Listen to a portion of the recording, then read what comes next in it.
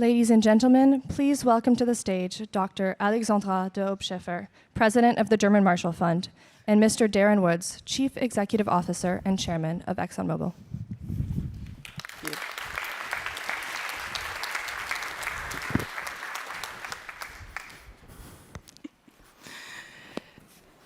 Thank you.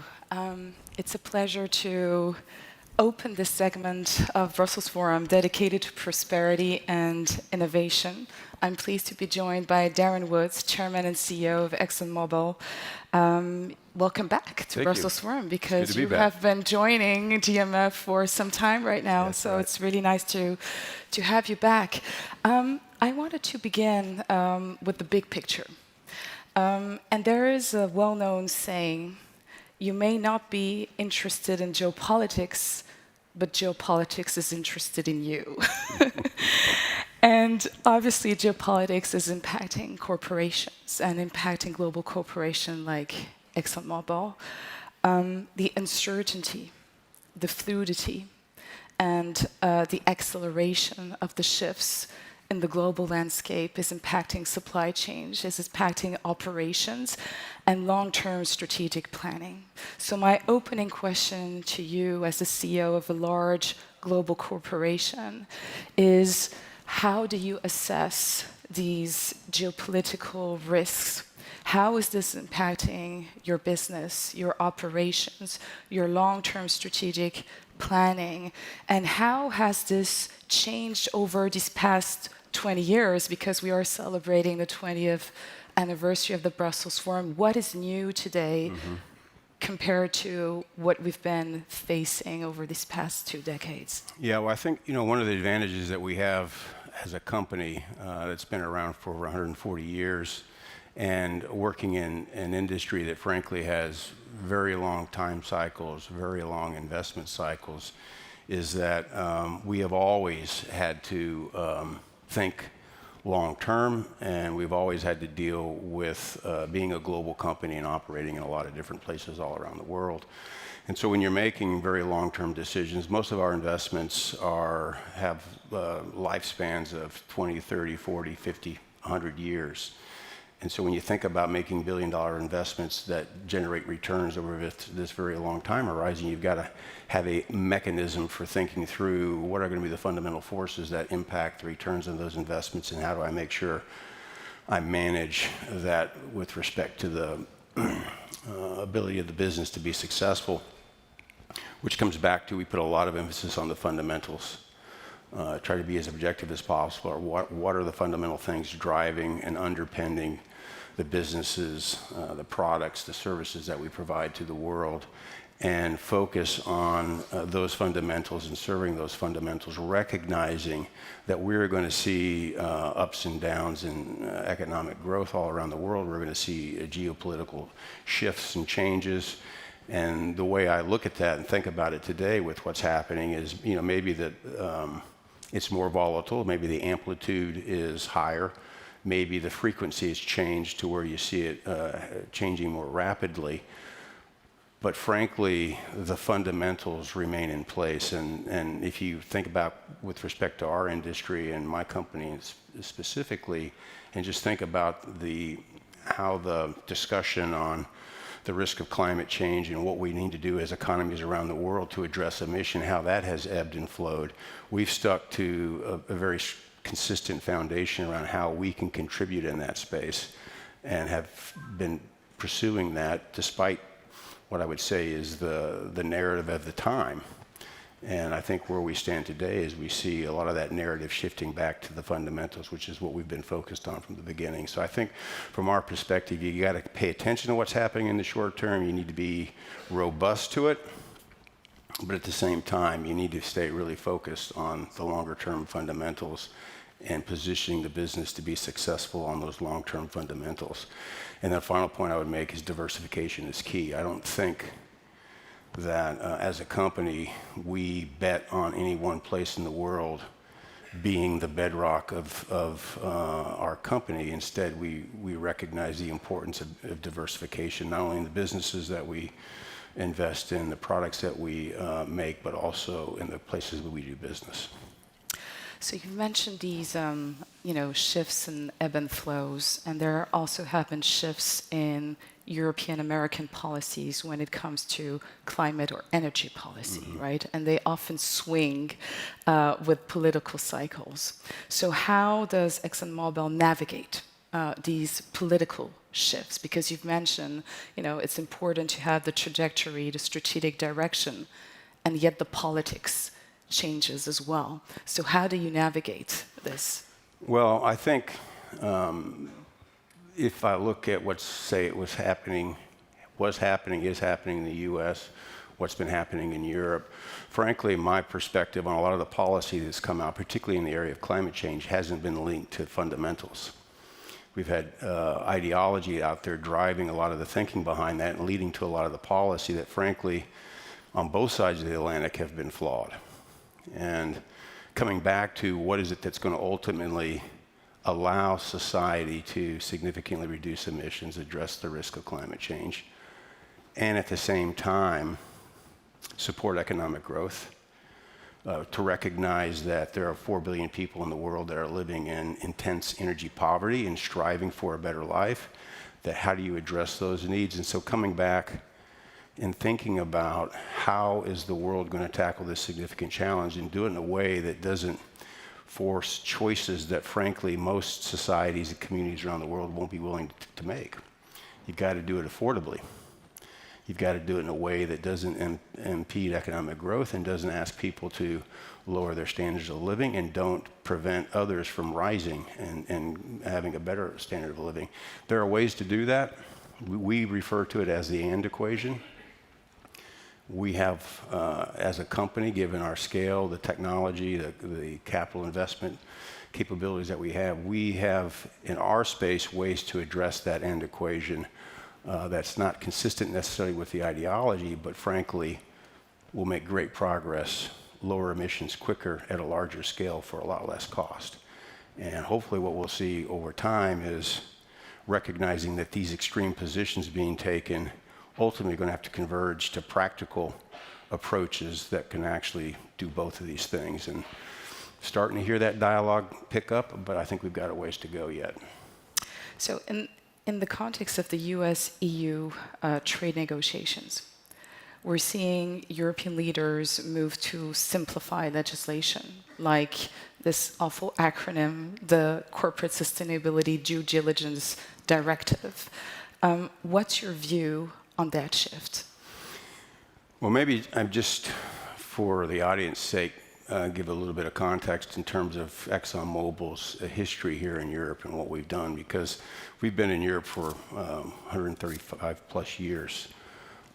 We are definitely in the energy business. We make products that go into transportation and combustion that creates emissions, but we are also in the business of making products that go into just about every product that people use in modern society. And so the clothes that you're wearing, the cars that you're driving, whether they're electric or combustion, the medicines that you take, the makeup that you wear, people don't appreciate the role that the hydrogen carbon molecule plays in everyday life and the broad application that it has. We're in that business as well, not often recognized for that. So we've been making these products and providing energy to Europe for, like I said, 135 years. And we used to, prior to COVID and prior to the windfall profit tax, we were investing on average about $2.5 billion every year in the European Union, in investing and growing our businesses and facilities. Since COVID and frankly since the windfall profit tax, we've lost faith. And I think the regulation and the things that the policymakers have been putting in place with good intention, I will maybe make sure, I want to make sure that I make the point that we are not opposed to the ambition or the objectives of the policy. What we find is the approach to achieving those objectives is flawed and resulting in a economy and a business environment that is frankly uncompetitive and doesn't allow us to generate returns on the investments that we make.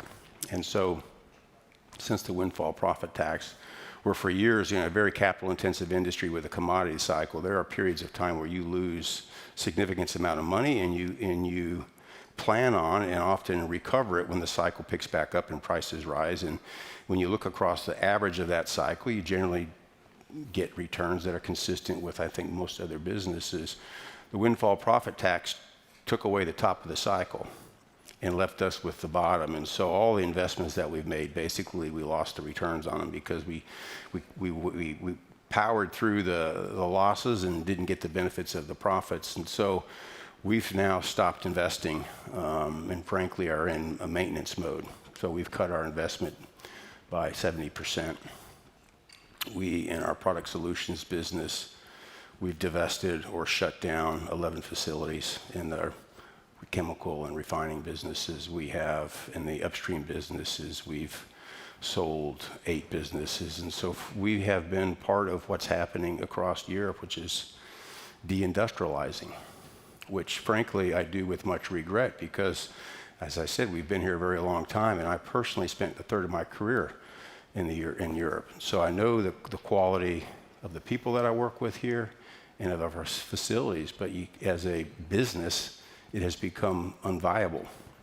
And so I think, the changes that we're starting to see are much needed, are coming late in the process, and is today moving way too slow. The CS triple D that you mentioned, this is, in my mind, probably one of the most irresponsible pieces of legislation I've ever seen passed anywhere in the world, in that it is basically taking objectives that over the last 2 decades European policymakers have failed to achieve and throw it over the fence to businesses and force businesses to try to achieve an objective that they themselves could not achieve.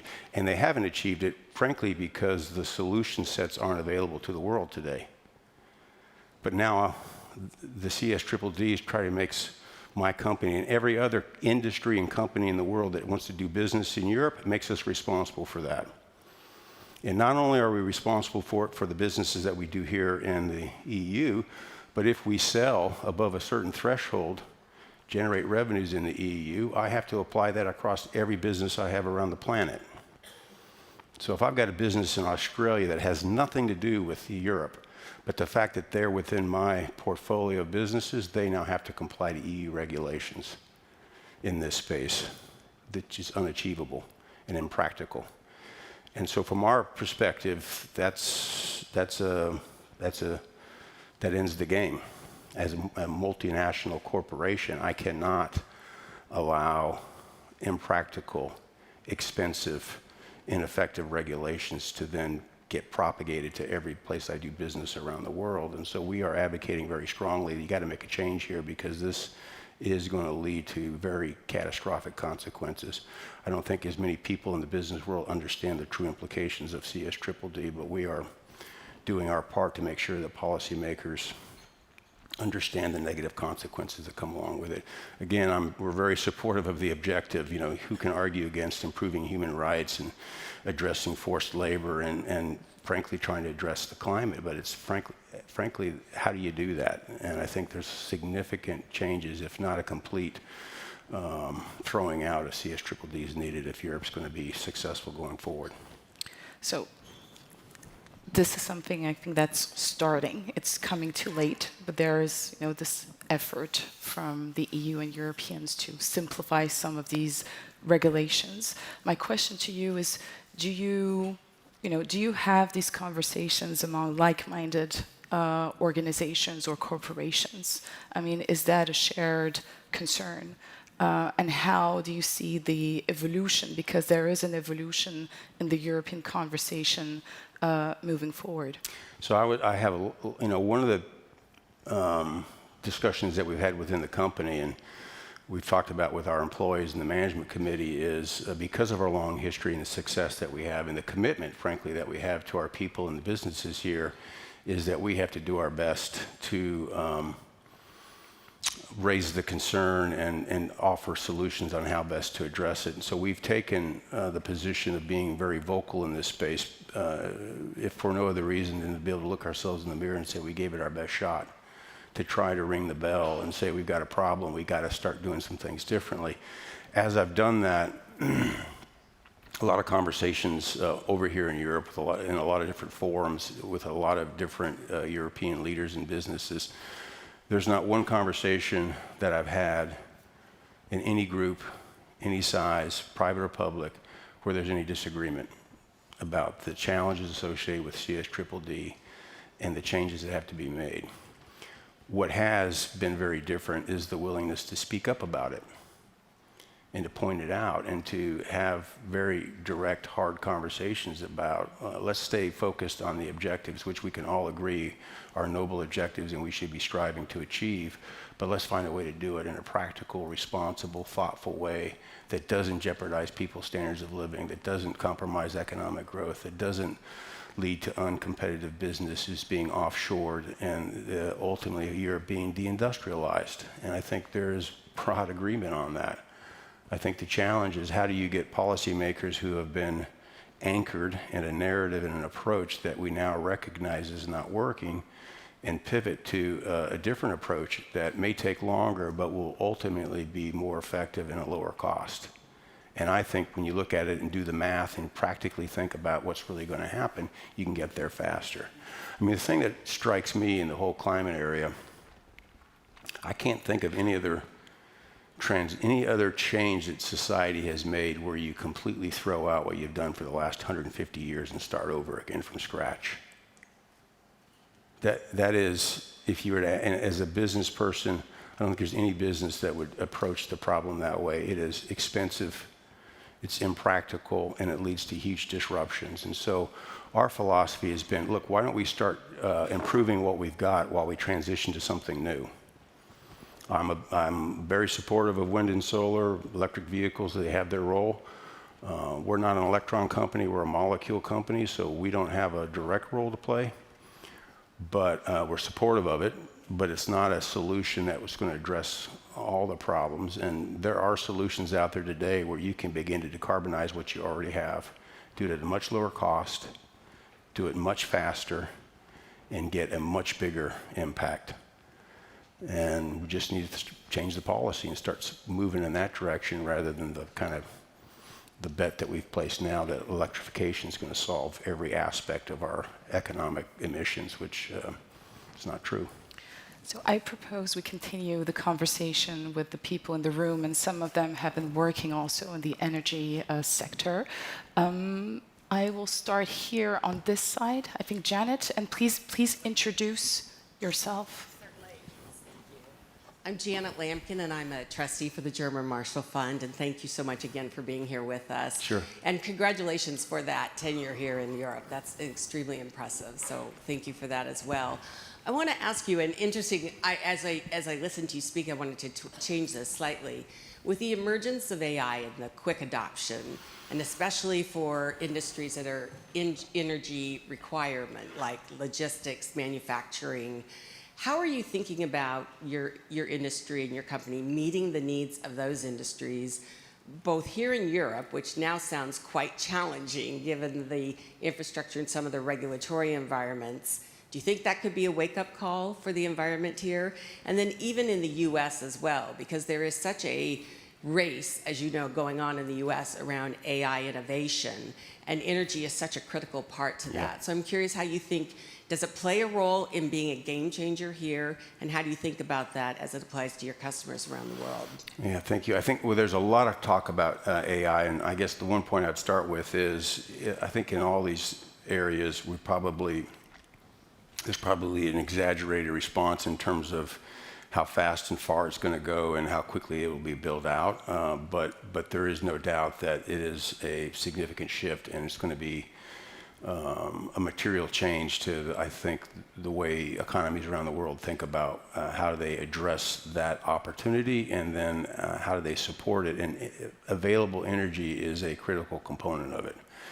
And today, I don't think there's any place that exists today where you have the infrastructure and the existing capacity to meet the needs of this new technology. And so it's going to require growth. And the question, I think, facing every economy is how, and certainly in the U.S., is how do you support that growth, enable the development of AI, which I think, rightly so, people are seeing as an incredibly important competitive dynamic as well as a national security dynamic. And so there's a lot of aspects which lead, I think, every country to think hard about developing that capability and maintaining some level of competitiveness around the world in those different spaces.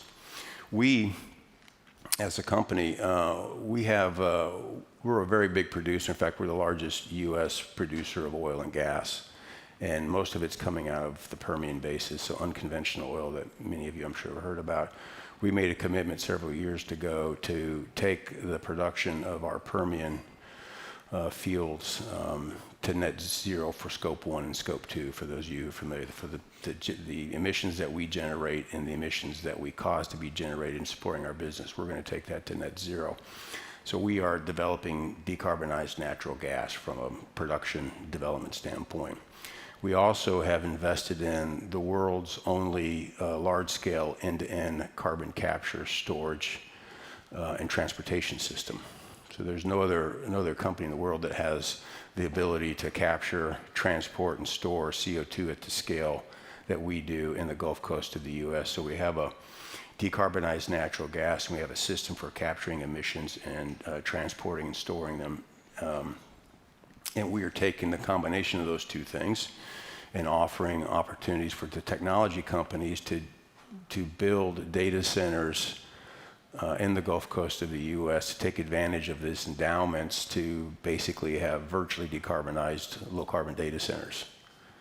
And a lot of interest in doing that. And so I think, there's an opportunity there. The real question is how committed are they to the emissions reductions and whether they're willing to pay for that. And we're today in these commercial discussions about that. So I think, nuclear is talked about. I think the time frame from bringing nuclear on to power these is a lot further out than people are thinking.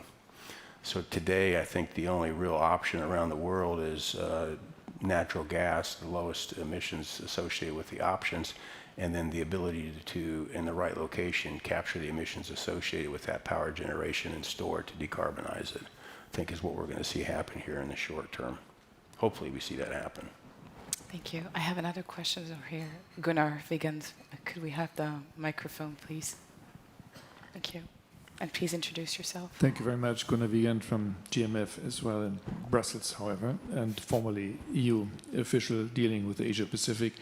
Thank you for your very sober and concrete remarks, visibly impacted by EU regulatory approaches to green transition. I wanted to nevertheless ask you two questions. The first is do you consider the possibility of entering into waste-based, recycled waste-based energy production, which is something which is coming up in Europe definitely, and maybe one of the longer-term answers to the challenges we are facing is, of course, not a traditional area of activity of your company. Secondly, when Alexandra said that geopolitics comes to you, well, we saw, of course, the previous CEO of Exxon called Rex Tillerson, to whom geopolitics came in a very direct way. I don't know whether the same thing is awaiting you. No. I can answer that question quickly. Okay. You could probably tell from our remarks up here I'm not a good politician. But I wanted to ask you, your company made a major investment in China, in particular in Huizhou, in Guangdong province, a major petrochemical complex in 21. And do you consider that this investment and further investments in China will be welcomed by the new administration in Washington, D.C.? Thank you. Sure. So on the first question around using waste as an energy source, first of all, what I would say is the way we think about our business and where we make investments is they're all anchored in what our core competitive advantages are. So maybe despite what some might think in terms of how we define our business, I do not think of us as an energy company. I think of us as a technology company that transforms hydrogen and carbon molecules. And if you look at the products that we're making today, like I said, many of them are going into applications that are not combusted. My view is with time, there will be more and more products that we make out of hydrogen and carbon molecules that go into everyday life that help lower emissions and bring greater value to society. And so with time, my expectation is that piece of the business grows greater and greater. And I'll give you two examples just very quickly to illustrate the point. We recognize that gasoline molecules are going along in the world, and what can we do with gasoline molecules? We have developed a proprietary technology that converts those into resins, and we can now make rebar out of gasoline molecules, and we can make automotive parts and building material parts and stuff out of what used to be used in gasoline. So there's an example of a combusted material that created emissions now going into an uncombusted product that society needs that offers great value, stronger, lighter, less corrosion resistant. So a lot of advantages to that. We also recognize carbon's going along, and what can we do with carbon molecules? We've invented a brand new carbon structure that, when used in lithium batteries, improves the life of a battery by 30%. That's a game changer. Think about 30% longer lives on batteries. Again, that's a new product that we're offering and introducing. And so that's the way I think about the company and where I see us taking our capabilities and moving forward. So it's got to be consistent with what our inherent core advantages, core competitive advantages are. The other key criteria is that it has to work at scale. The size of our company means the opportunities that we pursue have to be large. If they're small, they won't merit the focus and the intention within our company. And so we got to have the ability to scale it. And then it has to be affordable. So when you look at the alternatives that are out there, do those opportunities provide an advantage that people are willing to pay for, or are they lower priced for their alternatives? And if we can't find, if the investment opportunity doesn't meet those criteria, and then when we invest, we have to do it better than anybody else. So my expectation is we'll develop these products at a lower cost than our competition. And if we can't meet those four criteria, then we don't invest. So that's kind of how we think about it. So in the area that you're talking about, I don't see that. It hasn't got on the radar yet as an opportunity that would meet those criteria. But when it comes to waste and dealing with waste, one of the areas where we have found, I think, a really unique opportunity is recycled plastic. And to basically, we have a big challenge around the world with managing plastic waste.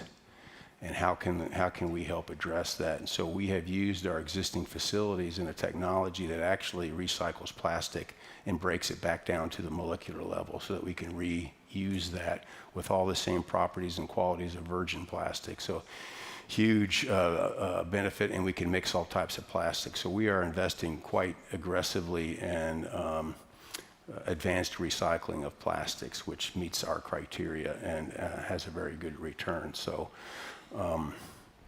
that's how we think about it, but that's the general approach. And then your second question, I got distracted with, pardon? China. Yeah, so first of all, what we looked at what we're doing, and China is a big market for the products that go into societal applications, think diapers,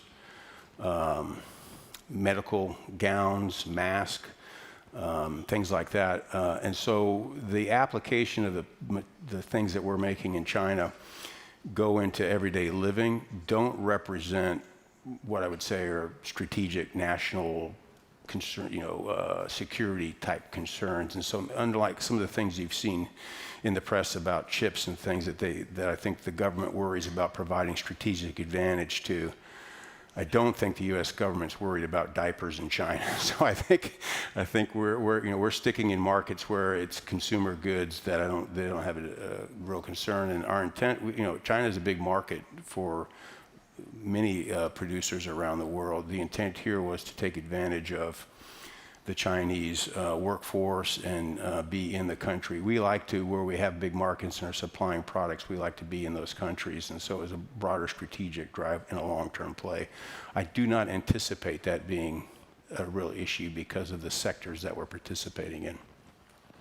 Thank you, Darren. We're reaching the end of this conversation, but obviously a lot to follow up. Thank you very much. And we're going to build on this conversation and turn to the next session. We're going to dive into economics, American economics, trade wars, tariffs, with Joyce Chang, who will be moderating this conversation. So Joyce, I'm very happy to have you join the session here. And Darren, thank you again very much. Thank you. Thanks for having me. And Glad see to you be very here. soon. Yeah. Thank you.